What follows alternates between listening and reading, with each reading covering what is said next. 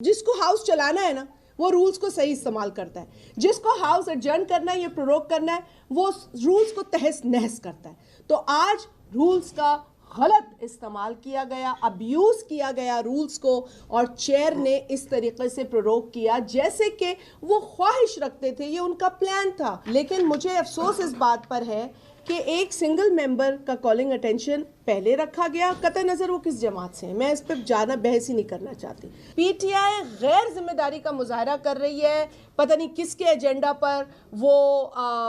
جا کر پرو مودی چینلز پر بیٹھ رہی ہے، یا دیگر بیرون ممالک جو چینلز ہیں جو ایک ایجنڈا کے تحت جو کچھ اینکرز بلاتے ہیں ان پر جا کے بیٹھ کر پاکستان کے خلاف بات کر رہے ہیں، پاکستان کے خلاف سازش کر رہے ہیں۔ یہ ایسے حالات ہیں جب نون لیگ کو اور زیادہ کیئرفلی وہ جماعتیں جو میچور جماعتیں ہیں، وہ جماعتیں جو پرو ڈیموکریسی ہیں